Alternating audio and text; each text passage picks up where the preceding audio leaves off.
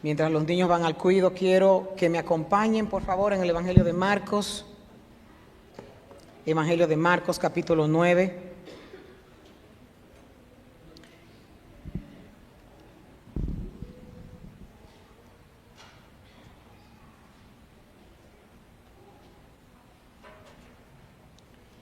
Y vamos a estar leyendo desde el versículo 14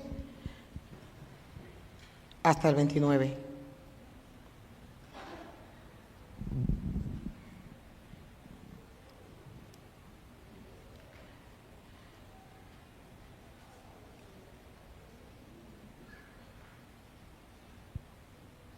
Cuando regresaron a donde estaban los demás discípulos, vieron que los rodeaba una gran multitud y que algunos maestros de la ley religiosa discutían con ellos.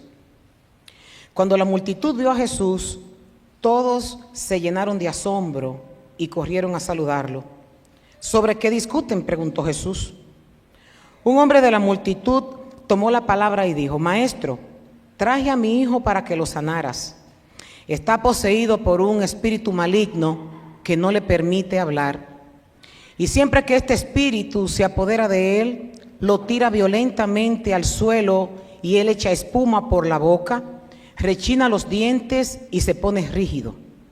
Así que les pedí a tus discípulos que echaran fuera al espíritu maligno, pero no pudieron hacerlo. Jesús les dijo: gente sin fe, ¿hasta cuándo tendré que estar con ustedes? ¿Hasta cuándo tendré que soportarlos? Tráiganme al muchacho. Así que se lo llevaron, y cuando el espíritu maligno vio a Jesús, le causó una violenta convulsión al muchacho, quien cayó al piso retorciéndose y echando espuma por la boca. ¿Hace cuánto tiempo le pasa esto?, preguntó Jesús al padre del muchacho. Desde que era muy pequeño, contestó él. A menudo el espíritu lo arroja al fuego o al agua para matarlo. Ten misericordia de nosotros y ayúdanos si puedes. ¿Cómo que si puedo?, preguntó Jesús. Todo es posible si uno cree. Al instante el padre clamó: sí, creo, pero ayúdame a superar mi incredulidad. Cuando Jesús vio que aumentaba el número de espectadores, reprendió al espíritu maligno. Escucha, espíritu que impides que este muchacho oiga y hable. Te digo, te ordeno que salgas de este muchacho y nunca más entres en él. Entonces el espíritu gritó, le causó otra convulsión violenta al muchacho y salió de él. El muchacho quedó como muerto. Un murmullo recorrió la multitud. Está muerto, decía la gente. Pero Jesús lo tomó de la mano, lo levantó y el muchacho se puso de pie. Más tarde, cuando Jesús quedó a solas en la casa con sus discípulos, ellos le preguntaron: ¿por qué nosotros no pudimos expulsar ese espíritu maligno? Jesús contestó: esa clase solo puede ser expulsada con oración. Señor, te damos gracias. Gracias, Padre, por tu palabra. Gracias porque traes refrigerio a nuestras vidas. Hoy nosotros te pedimos, por los méritos de tu Hijo Jesucristo, que oigamos voz tuya y no voz de hombres. Que tú te hagas presente. Señor, prepara el corazón de cada uno de los que aquí estamos y ministranos conforme a tus riquezas en gloria, conforme a tu fidelidad, conforme a tu gran compasión por nosotros. Ábrenos los ojos. Quita, Señor, todas las ideas que tenemos en nuestra mente en este momento para que estemos sujetos exclusivamente a escucharte a ti. Ten compasión, Señor, de cada una de las almas que hoy han venido y las que están escuchando, porque por los méritos de Jesucristo nosotros oramos y de antemano te damos gracias. Amén y amén. Pueden tomar asiento. Saben que hay pasajes en las Escrituras que nosotros los estudiamos y aparecen en uno solo. Se llaman evangelios sinópticos, que son el evangelio de Mateo, el evangelio de Marcos y el evangelio de Lucas. Son evangelios que presentan en paralelo algunos de los acontecimientos que sucedieron cuando Jesús estuvo aquí en la tierra. Y este pasaje específicamente, Marcos es más extenso que los otros evangelistas cuando lo plantean. Por ejemplo, este episodio, cuando lo buscamos en Mateo, Mateo solo describió en 8 versos. Y cuando lo buscamos en Lucas, Lucas los describe en 7 versos. Y aquí en Marcos nosotros encontramos una explicación más extensa y Marcos escribe 15 versículos acerca de esto que sucedió. Yo voy a dividir este mensaje en 3 encabezados y uno es unos discípulos incompetentes. El otro es un padre desesperado e incrédulo con un hijo endemoniado. Y el tercer tema que vamos a tratar es un Dios que reta a creer. En el primer encabezado que vamos a hablar de discípulos que son incompetentes, cuando nosotros leemos en los versículos previos, en este mismo capítulo 9, nos vamos a encontrar que Cristo está en un monte con 3 de sus discípulos y nos describe la transfiguración de Jesús. Por lo pronto, aquí nos dice claramente que no eran todos los discípulos que estaban, eran 9 de ellos que estaban en este episodio, ya que Pedro, Juan y Jacobo estaban con el Señor en el monte. Dice el versículo 14 que cuando Jesús regresó a donde estaban los discípulos, y Lucas nos dice al día siguiente, parece que esta experiencia de la transfiguración fue de un día para otro. Y dice que cuando Jesús, nos dice Lucas, que cuando Jesús al otro día descendía del monte, vieron que los rodeaba una gran multitud y que algunos maestros de la ley, algunos fariseos estaban discutiendo con los apóstoles.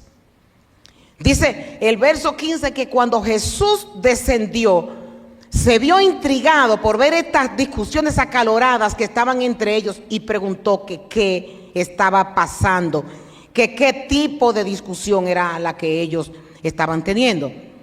Y dice que cuando Jesús descendió, la multitud corrió de asombro a saludarlo a su encuentro. Jesús llega y encuentra este panorama que nosotros acabamos de describir. Y para entrarnos dentro de la escena, tenemos que ver que había un protagonista en medio de esta discusión. Y este protagonista es un padre desesperado, incrédulo y con un joven endemoniado. Dice el verso 17 que un hombre de la multitud tomó la palabra cuando Cristo hizo la pregunta, y Mateo nos dice que vino corriendo al encuentro de Jesús y se postró de rodillas delante del maestro. Y les dice, aunque es un poco, cuando nosotros nos centramos en este personaje, yo les he aconsejado siempre que no escuchen las escrituras ni escuchen predicaciones como que es un cuento muy lejano, sino que nosotros entremos dentro de los personajes para entender qué Dios hizo en ese momento. Es difícil para los que no tienen hijos el poder identificar qué era lo que este padre estaba pasando. ¿Cuál era el dolor que este padre tenía? ¿Cuál era la angustia por el cual él vino de rodillas postrado delante de Jesús? Y le dijo, maestro, yo traje a mi hijo para que lo sanaras. En Mateo nos dice, Señor, ten misericordia de mi hijo. Y el verso 17 dice que cuando él le da la explicación a Jesús de por qué está pidiendo misericordia por su hijo, le cuenta por qué. Está poseído por un espíritu maligno que no le permite hablar. Y siempre que este espíritu se apodera de él, lo tira violentamente al suelo. Y él echa espuma por la boca, rechina los dientes y se pone rígido. Lucas nos dice que el espíritu lo toma, lo pone a dar voces, lo pone a dar gritos, lo sacude con violencia, lo hace echar espuma, lo estropea y a duras penas se aparta de él. Dice Mateo que lo estaba consumiendo al muchacho. Oye, yo no sé si ustedes recuerdan cuando sus niños estaban pequeños, cómo uno se trasnochaba tratando de calmarle la fiebre, cómo uno andaba buscando todo tipo de medicamentos. Uno no duerme cuando uno tiene un bebé o tiene un niño que está enfermo. Imagínese este muchacho en la condición en la que está. Yo no sé si usted recuerda, yo sí tengo un panorama de muchas madres de aquí de la iglesia que han tenido situaciones difíciles con hijos enfermos por muchos años, por mucho tiempo, y padeciendo de situaciones en las que muchas veces se sienten impotentes, desesperados. Yo tenía una miembro aquí en la iglesia una vez con una niña con problemas, y ella me decía llorando, no sé qué hice, porque me consume todo el tiempo, no puedo dormir. Y recuerdo que acongojada ella me hacía esta historia, y estoy contando estos pequeñitos testimonios para que nosotros nos identifiquemos con este padre que está desesperado. Hay algunas variantes para nosotros identificar, adicional a la enfermedad del muchacho, lo que representaba para este padre tener a un hijo enfermo. Él le dice a Jesús en el Evangelio de Lucas que era su único hijo. Su único hijo. Para este padre era difícil ver este cuadro, porque era imposible que el muchacho en las condiciones en las que estaba se pudiera casar. Ahora nosotros pudiéramos decir, bueno, pero eso es lo que está de moda, no hay problemas con que no se case. En la antigüedad no era así. Y aún en el tiempo, en este mismo tiempo, en el Medio Oriente, una persona que no se casa es una persona que está destinada a morir sola. Es una persona señalada por la sociedad. Porque un hombre es próspero cuando tiene suficientes hijos. No como nosotros con esta mentalidad occidental, que si no que no tenemos, no nos preocupamos por tener, porque quiero vivir mi vida, porque yo quiero tener una calidad de estándar, porque con los hijos se gasta, porque con los hijos hay que invertir mucho tiempo, porque con los hijos hay que estarlos cuidando. Esa es la mentalidad que tenemos nosotros los occidentales. Pero para entender esto que nos está diciendo las Escrituras, debemos de irnos al pensamiento de ellos. Para este padre representaba la enfermedad de su hijo, que no se iba a poder casar.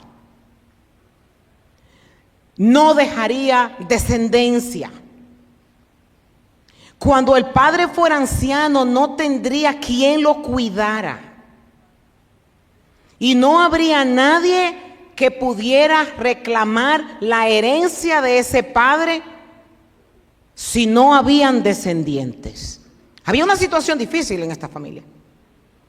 Y Jesús, conmovido por cómo este padre se sentía, le pregunta en el versículo 21, ¿hace cuánto tiempo que pasa esto? Y el padre del muchacho le contesta, desde que era muy pequeño. A menudo el espíritu lo arroja al fuego o al agua para matarlo. Imagínense esta familia que está constantemente vigilando a este muchacho para que no se haga daño. Porque el espíritu lo movía a que se lacerara, a que se quemara, a que se ahogara, a que su vida no tuviera valor para él, porque el espíritu lo que quería era destruir la vida del muchacho. Y esta familia tenía que estar constantemente vigilando en los peligros en que este muchacho se encontraba. El verso 18 nos dice, así que les pedí, aquí viene la queja del padre hacia Jesús. Le pedí a tus discípulos que echaran fuera al espíritu maligno, pero no pudieron hacerlo. Y Jesús le dijo, gente sin fe? ¿Hasta cuándo tendré que estar con ustedes y hasta cuándo tendré que soportarlo? Yo no sé si ustedes recuerdan en el Antiguo Testamento algo similar a esto. Cuando Moisés subió al monte y duró 40 días en la presencia del Señor, cuando llegó encontró el pueblo celebrando con un becerro de oro. Cuando el líder está afuera, se descarría el rebaño. Aquí lo que hay es un desorden. Y Jesús dice, ¿cómo es posible que habiendo visto tantas manifestaciones mías, yo les di la autoridad para que ustedes fueran y echaran demonios, que sanaran enfermos, que curaran a los que estaban necesitados? Jesús había experimentado esta falta de fe en su propia tierra. Porque nos dice el mismo Marcos en el capítulo 6 que cuando Cristo fue a la sinagoga, se preguntaban los que lo conocían, los que lo habían visto a él como carpintero, ¿de dónde sacó esta sabiduría y el poder para realizar semejantes milagros? Y lo criticaban y se burlaban, dice Marcos. Es un simple carpintero, hijo de María, hermano de José, hermano de Santiago, de Judas y de Simón. Y sus hermanas viven aquí mismo entre nosotros. Y se sentían profundamente ofendidos y se negaban a creer en él. Y dice en el verso 5, Marcos 6, que debido a la incredulidad de ellos, Jesús no pudo hacer ningún milagro allí. Esto es algo que a nosotros nos debe de poner. Realmente lo que Dios quiere hablar con nosotros el día de hoy es de esto. No creyeron. Habían visto toda clase de manifestaciones y no creyeron. Hasta que Jesús le dice, tráiganme al muchacho. Y cuando se lo llevaron, y el espíritu maligno solamente con ver a Jesús le causó una violenta convulsión al muchacho, quien cayó al piso retorciéndose y echando espumas. Ten misericordia de nosotros, dice el Padre, y ayúdanos si tú puedes. Y aquí hay una pregunta que cala mi corazón y espero que el Espíritu Santo le haga que cale en el de ustedes. Cuando Cristo se siente cuestionado por alguien si Él puede hacer algo. Y Cristo le dice, ¿cómo que sí puedo? Todo es posible si uno cree. Dice que al instante el Padre clamó, sí creo, pero ayúdame a superar mi incredulidad. Aquí tenemos un panorama con dos situaciones. Vemos a unos discípulos que han confiado en lo que habían hecho en el pasado y fueron mecánicamente, es lo que muchos comentaristas dicen, mecánicamente, porque tuvieron experiencias en el pasado, a decirle a un demonio que saliera de un muchacho. Y vemos a un padre que no ve milagros porque tampoco cree. Aquí hay dos componentes a las cuales Jesús se está enfrentando. Y una de las cosas que yo quiero que nosotros nos llevemos en esta tarde es que el diablo es especialista en trastornar nuestros pensamientos acerca de Dios. Es experto consejero para destruir nuestra confianza. Una de sus estrategias es esperar a que nosotros estemos cansados y débiles para venir al ataque. El Salmo 10, donde escribe una escena como esta, cuando dice que es como el león que camina sigilosamente para atrapar a su presa, cuando la presa está descuidada.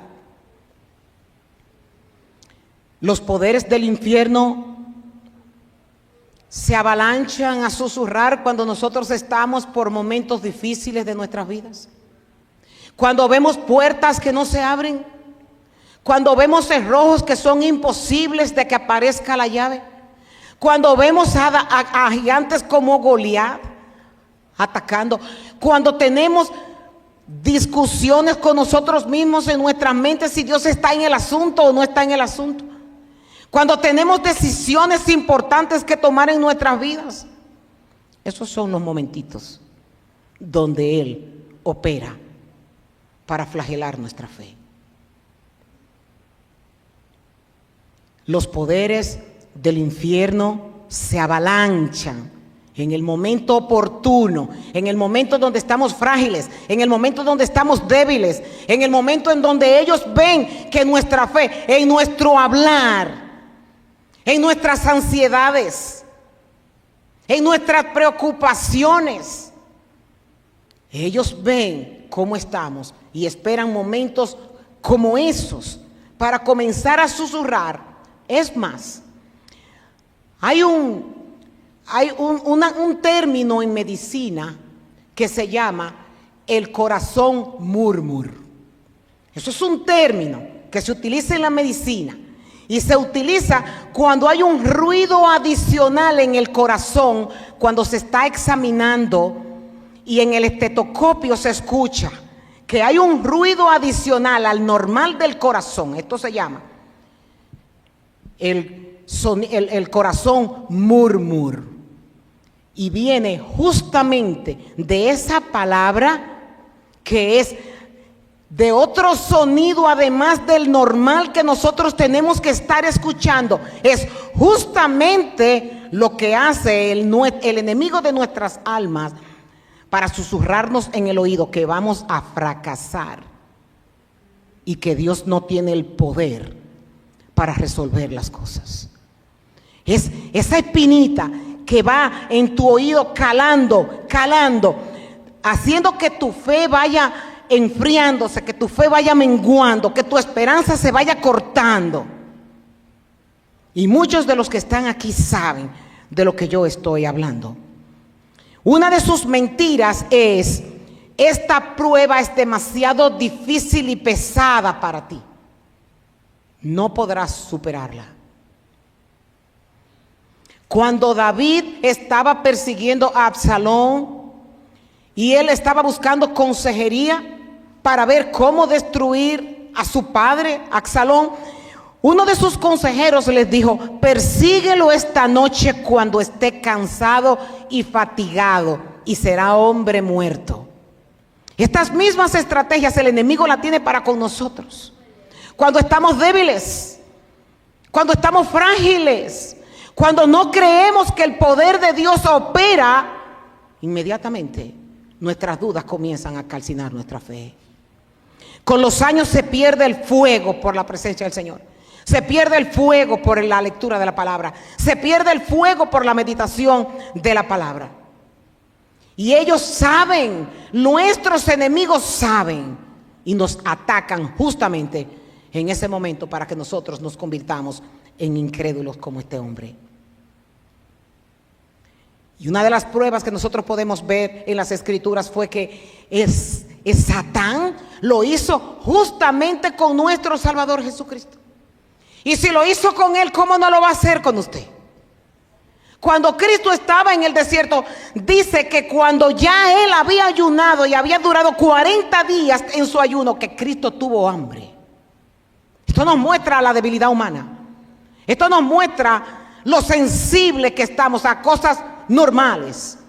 Y dice que el diablo le dijo: si tú eres hijo de Dios, dile a estas piedras que se conviertan en lo que él necesitaba en ese momento, que era pan. Y Cristo le contestó: no. Las Escrituras dicen: la gente no vive solo de pan.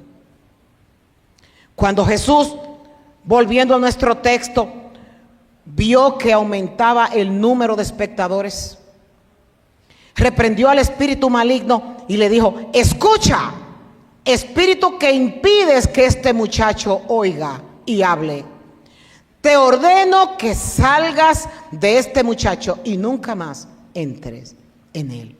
Wow, Dios mío, qué palabra de liberación, qué palabra de liberación, qué palabra tan poderosa. Cuando el Señor Jesucristo dice esto, me parece cuando Pedro quería defender a Cristo, Y le dijo, que no tal cosa no te acontezca. Y Cristo le contestó, mira, esa valentía que tú estás teniendo, tú me vas a negar 3 veces. Satanás ha pedido zarandearte, pero yo he orado para que tu fe no mengue. Y cuando ya estés restaurado, tú vendrás y le vas a dar ánimo a los otros.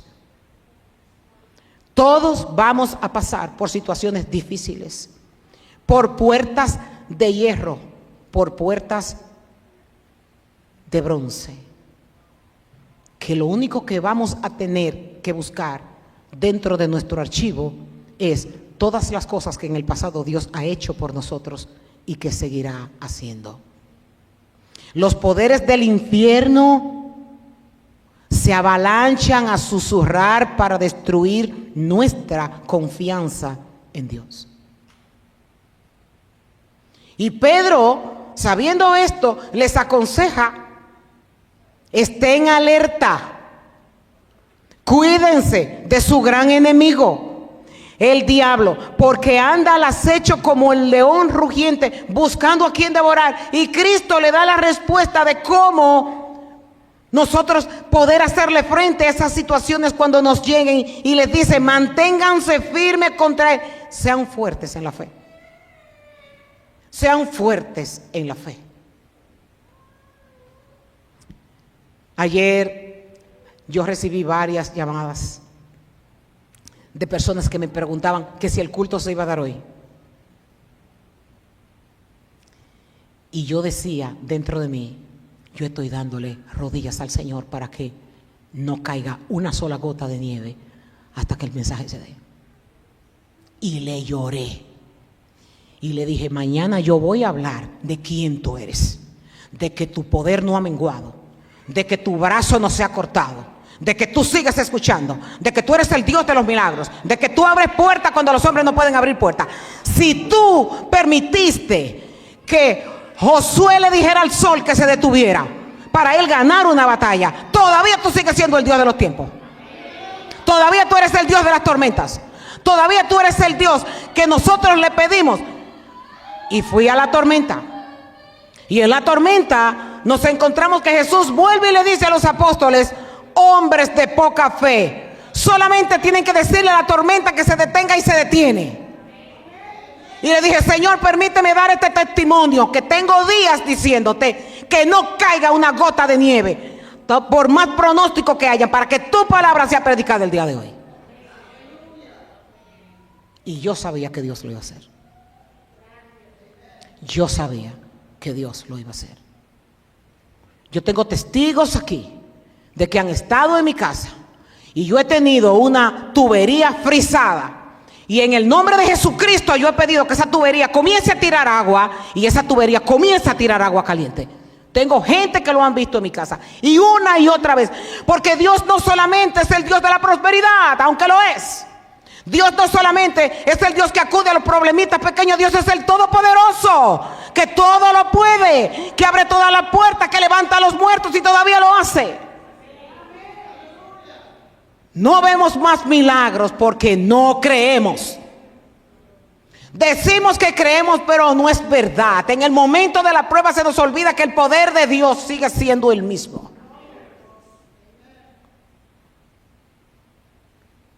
Dice Judas que los deseos de ellos, de los demonios, es destruir nuestra fe. ¿Por qué? Porque nos odian. Los demonios, oiga bien, nos odian. Nos odian. Satanás y sus demonios tienen una sentencia, porque pecaron una sola vez contra Dios. Nosotros somos sus adversarios porque pecamos una y otra vez, y cuando venimos al trono de la gracia, Dios nos perdona, pero ellos jamás serán perdonados. Por lo tanto, somos sus enemigos y nos odian. Adicional a esto, Judas nos dice que Cristo mismo dijo que hay un fuego eterno preparado para ellos, para el diablo y sus demonios. Y Judas dice que los ángeles que no conservaron su señorío original sino que abandonaron su morada legítima, los ha guardado en prisiones eternas bajo tinieblas para el juicio del gran día. Y Apocalipsis 20:10 nos dice que el diablo y sus demonios serán arrojados a un lago de fuego y azufre. Y ellos quieren llevarse la mayor cantidad con ellos a sufrir ese castigo. Y parte de su trabajo es dinamitar nuestra fe, hacernos dudar del poder de Dios, hacernos dudar de la fidelidad de Dios, para que nosotros caigamos en crisis. Te ordeno que salgas del muchacho y nunca más entres en él. El espíritu gritó. Oigan bien, miren para que ustedes vean cuánto nos odian, cuánto daño nos quieren hacer. Dice que como no podía desobedecer la orden que Cristo le había dado, dice que le causó otra convulsión violenta al muchacho, que lo tiró al suelo, hizo todo lo que pudo para dañarlo antes de salir de su cuerpo, porque sus propósitos son dañarnos. Dice que le causó otra convulsión violenta al muchacho y después salió de él. Y fue tan grande la convulsión que el muchacho quedó como muerto, y que hubo un murmullo de toda la multitud y decían que estaba muerto, y Cristo solamente le extendió la mano y levantó al muchacho sano y en su estado de sobriedad. Ahora, cuando Jesús hace todo esto, va y habla con sus discípulos y les dice por qué. Los discípulos le dicen el por qué nosotros no pudimos expulsar ese espíritu maligno. Y Jesús contestó que esta clase solamente sale con oración. Y como modo de aplicación para nosotros, ¿cuántas veces en medio de tu prueba tú has querido salir corriendo? ¿Has querido salir volando? ¿Cuántas veces en medio de tus pruebas yo levanto la mano? He querido dejarlo todo, he querido salir volando. Sin embargo, no nos desalentemos, porque David, que fue un hombre conforme al corazón de Dios, en el Salmo 55 nos muestra que él en medio de sus pruebas también quería salir volando. Dice: el miedo y el temblor me abruman y no puedo dejar de temblar. Si tan solo tuviera alas como una paloma, me iría volando y descansaría. Volaría muy lejos a la tranquilidad del desierto. Pero Dios nos dice: en el lugar donde estás, en la posición en la que estás, en la condición en la que estás, es que yo quiero que tú creas en mi poder. Ayuda a mi incredulidad. Aumenta nuestra fe. ¿Cómo nosotros podemos comenzar a cultivar una fe fuerte para creer que lo que estamos viendo ahora puede cambiar? Recordando lo que Dios ha hecho por nosotros en el pasado. Dios dice que su poder no tiene límites. Dice que su fidelidad nunca cambiará. Él mismo dice que sus promesas todas se cumplirán. Él dice que no es como nosotros. Él dice que es inmutable, que no se mueve, que está en el mismo sitio, que su poder no ha menguado. ¿Cómo si puedo? Dice Jesús, cuando Él dice que Él fue quien venció en la cruz la muerte. Y Él dice que a mí se me ha dado todo poder en el cielo, en la tierra y debajo de la tierra. Que tiene la autoridad absoluta, que es cabeza de todo principado y potestad. Y dice que yo soy el camino y camino en medio de ti. Que Dios nos ayude. Que Dios nos ayude. El Señor me ayudó con esta predicación, buscando sus respuestas, orándole por respuestas. Y sentí que me susurraba en el oído y me decía: ten confianza. Y me quebranté y lloré. Porque cuántas veces Él ha obrado milagros en nosotros. Y cuando nos llega la prueba, nosotros seguimos teniendo dudas. Vamos a ponernos de pie y vamos a orar.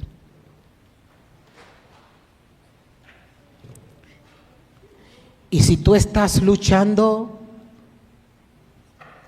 con un gigante, si tú necesitas tener esa certeza de que Dios está en control, cierra tus ojos y eleva una oración de confianza ante Él. Padre, en el nombre de Jesús, a esta hora, nosotros te pedimos perdón por nuestras incredulidades y te rogamos por los méritos de Jesucristo que tengamos presente, Señor, que tú creaste el mundo y lo sigues gobernando. Padre, que no hay nada que se escape de tu mano, sino que tú eres poderoso para hacer cuantas cosas tú has diseñado en tu corazón.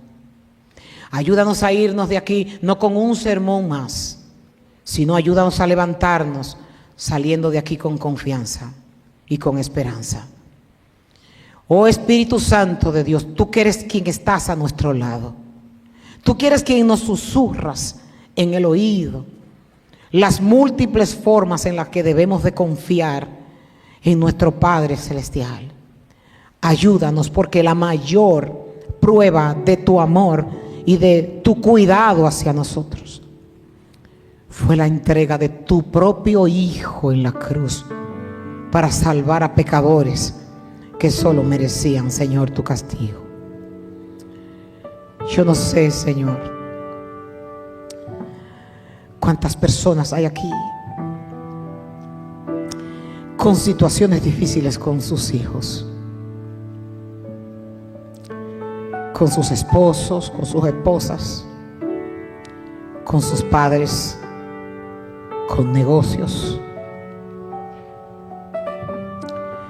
Yo te ruego, Señor, en el nombre de Cristo, Espíritu Santo de Dios,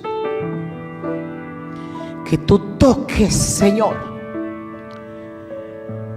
el corazón de aquel que en este momento clama por respuestas. No que tú tengas que darlas, pero tu toque alivia, Señor, las angustias a las que nos enfrentamos aquí abajo. Acuérdate de que somos polvo y que somos hierba. Ayúdanos a predicar, Señor, con nuestras vidas la seguridad que tenemos en un Dios que no duerme, en un Dios que quiere lo mejor para nosotros. Señor, que si no ha llegado el tiempo de algunos que están desesperados, porque tú dijiste que sí y ahora no llega la respuesta, que se aferren al manto del Maestro confiando que tu palabra no falla. Oh Espíritu Santo de Dios, tú que eres nuestro ayudador, yo te ruego que tú quites las vendas de nuestros ojos, que nos quites los gigantes terrenales que hacen, Señor, que nos sintamos pequeños y vulnerables, y que podamos estar confiados que debajo de tus alas, Señor, nada nos pasará. Ten misericordia del de fe débil. Derrama, Señor, en cada corazón la grandeza de tu gloria, Señor, y que haya un cántico de alabanza ante aquel, oh Padre Celestial, que está prisionero. Padre, la gloria será solo para ti, solo para ti. Engrandece tu nombre en medio de los tiempos. Engrandécelo, Padre Celestial. Pon cánticos de alabanza en nuestras bocas. Ayúdanos a contagiar a otros de tus verdades. Glorifica a Cristo, Señor. Glorifica a Cristo. Te ruego, Señor, que tú bendigas a este pueblo. Que no salgamos de aquí sin que tú nos hayas hablado. Que nos vayamos a nuestros hogares, Señor, rumiando tu palabra. Y que cuando nos enfrentemos a nuevas pruebas, recordemos todo esto que hoy tú nos has dicho. Al toque de tu voz, todo tiene que huir y todo tiene que cambiar. Y hoy yo te pido en el nombre de Jesucristo que tú le concedas el milagro a aquel que te lo está pidiendo.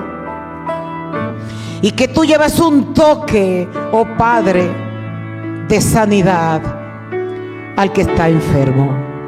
Sea la gloria, sea la honra, sea la alabanza, sea el poder por los siglos de los siglos. Amén.